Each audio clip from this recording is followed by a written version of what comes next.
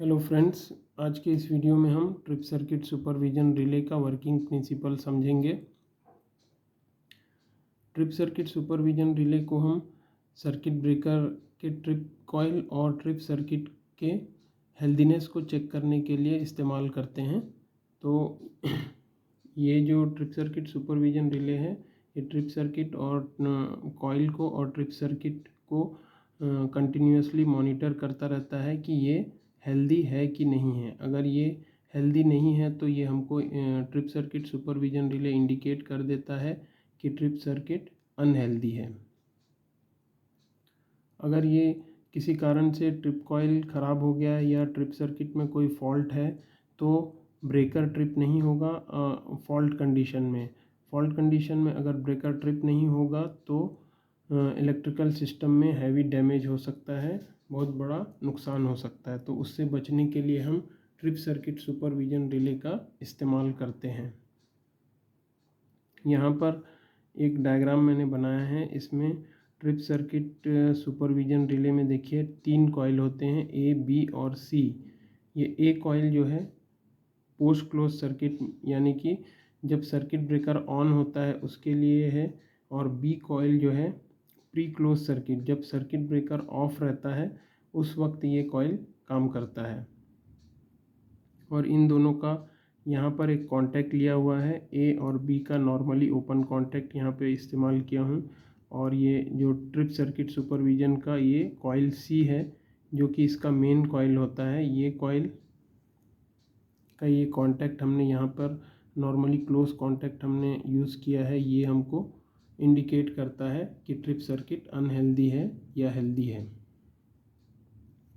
यहाँ पर ये ब्रेकर का, सर्किट ब्रेकर का नॉर्मली ओपन कांटेक्ट है और सर्किट ब्रेकर का नॉर्मली क्लोज कांटेक्ट यहाँ पे यूज़ हुआ है। और ये ट्रिप कॉइल है ब्रेकर का, जिसको हमको ट्रिप कराना होता है, उसका ये ट्रिप कॉइल है। ये 110 volt DC supply positive directly यहाँ ए, बी और सी में ए और बी के कांटेक्ट के थ्रू आएगा, और नेगेटिव सप्लाई ट्रिप कॉइल के थ्रू ए और बी कॉइल में जाएगा। और यहाँ पर ये ट्रिप सर्किट अनहेल्दी का इंडिकेशन है, और इसके साथ आप हुटर भी लगा सकते हैं। और यहाँ पर 110 वोल्ट डीसी सप्लाई पॉजिटिव और नेगेटिव, और ये ट्रिप सर्किट सुपरविजन रिले का नॉर्मली क्लोज कांटेक्ट है सी कॉइल का। अब इसका वर्किंग प्रिंसिपल समझ लीजिए। अब मान लीजिए सर्किट ब्रेकर ऑफ है तो यहाँ पर पॉजिटिव सप्लाई बी कॉइल में डायरेक्टली यहाँ मिल रहा है, नेगेटिव सप्लाई यहाँ से ट्रिप कॉइल के थ्रू होता हुआ यहाँ से आएगा। और ये सर्किट ब्रेकर ऑफ है तो ये जो नॉर्मली क्लोज कांटेक्ट था ये क्लोज रहेगा, तो यहाँ से नेगेटिव सप्लाई इसको मिल जाएगा। जब ये नेगेटिव सप्लाई इसको मिलेगा तो ये पिकअप हो जाएगा। ये पिकअप होगा तो ये वाला जो कांटेक्ट है नॉर्मली ओपन कांटेक्ट इसका क्लोज हो जाएगा। तो ये जो पॉजिटिव सप्लाई है इसको सी कॉइल को मिल जाएगा और सी कॉइल पिकअप हो जाएगा। जब सी कॉइल पिकअप होगा तो ये जो नॉर्मली क्लोज कांटेक्ट है ये ओपन हो जाएगा, और जो ट्रिप सर्किट अनहेल्दी का इंडिकेशन था वो ऑफ रहेगा। तो इससे हमको पता चल जाएगा कि हमारा ये जो सर्किट है, ट्रिप सर्किट कॉइल और ट्रिप सर्किट हेल्दी है। अब ये पोस्ट क्लोज सर्किट में क्या होगा, सर्किट ब्रेकर ऑन कंडीशन में ये वाला जो कांटेक्ट है ये क्लोज हो जाएगा और ये वाला कांटेक्ट ओपन हो जाएगा। क्योंकि ब्रेकर ऑन है तो ये जो नॉर्मली ओपन था ये क्लोज हो जाएगा। तो अब पॉजिटिव तो यहाँ से डायरेक्ट ए कॉइल को मिल गया, और नेगेटिव सप्लाई यहाँ से होता हुआ ट्रिप कॉइल से होता हुआ ये जो एनो कांटेक्ट है ये क्लोज हो गया तो इसको मिल जाएगा। तो ये एक कॉइल एनर्जाइज हो जाएगा। एक कॉइल एनर्जाइज होगा तो ये वाला जो कांटेक्ट है ये अगेन ये क्लोज हो जाएगा। नॉर्मली ओपन जो कांटेक्ट था ये क्लोज हो जाएगा, तो यहाँ से पॉजिटिव सप्लाई कॉइल सी को मिल जाएगा, कॉइल सी पिकअप हो जाएगा।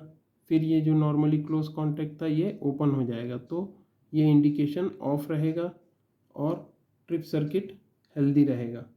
इससे हमको पता चल जाएगा कि ट्रिप सर्किट हेल्दी है।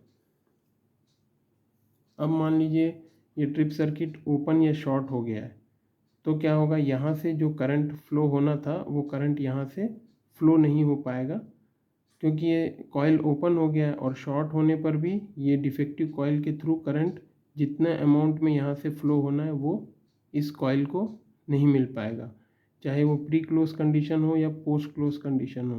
पाथ तो एक ही है, तो ये करंट इन दोनों में नहीं जा पाएगा। पॉजिटिव तो इसको मिलेगा बट नेगेटिव नहीं मिलने की वजह से ये दोनों कॉइल पिकअप नहीं हो पाएगा।